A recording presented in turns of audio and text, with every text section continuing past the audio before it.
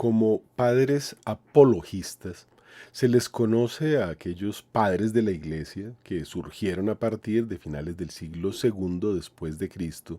cuando con la muerte de los discípulos de los apóstoles se extinguían las referencias directas a la vida de Jesús y de los orígenes de la vida apostólica.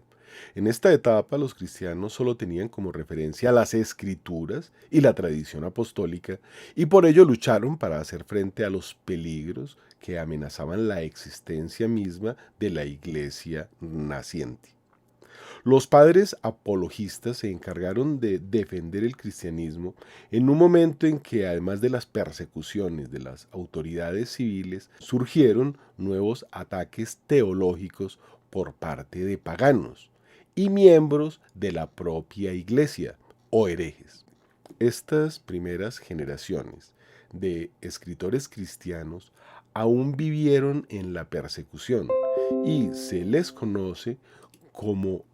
apologistas por la defensa que hacían del cristianismo frente a los paganos o gentiles y otras doctrinas de la época. Entre ellos destacan Justino Mártir,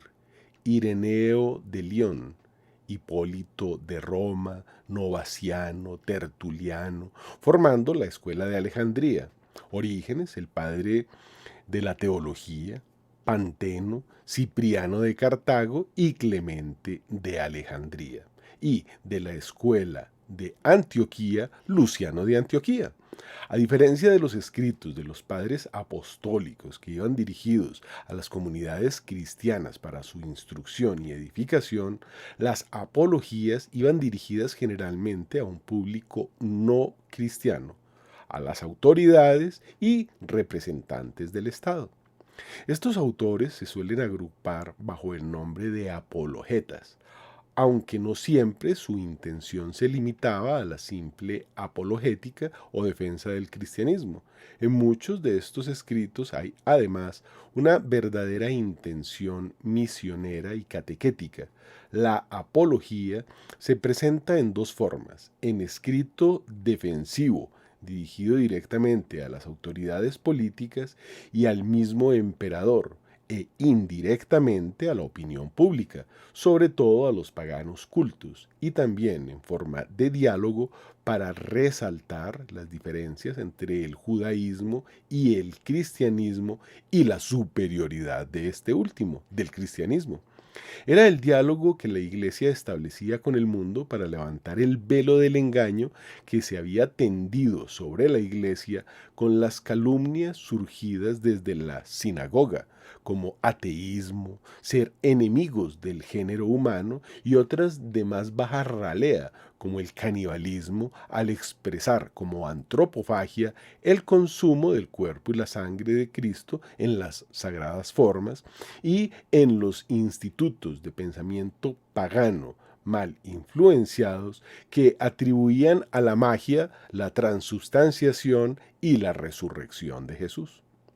Las corrientes gnósticas constituyen el primer intento de dar una explicación racional de la fe, adaptándola a la cultura de su tiempo y acogiendo los mitos de las religiones orientales, reduciendo el milagro de la encarnación y resurrección a mitos y leyendas, como se sigue haciendo hoy. El Espíritu Santo suscitó hombres de inteligencia privilegiada que, empuñando las armas de la razón, hicieron frente a esos errores y mostraron el carácter racional y verdadero de la doctrina cristiana. Los apologistas, al expresar el mensaje cristiano de una manera clara para los no cristianos, lo hacen según las características mentales del mundo. La apologética representa así el explicar el cristianismo de manera lógica, método que primaba en la cultura griega. En este intento de impetrar el cristianismo en la mentalidad grecorromana, se les da prioridad a aquellos aspectos que podrían ser comprendidos con mayor facilidad dentro de esa mentalidad, como por ejemplo la bondad de Dios, manifestada en el orden del universo, su unicidad, la excelencia moral de la vida cristiana y la esperanza en la inmortalidad.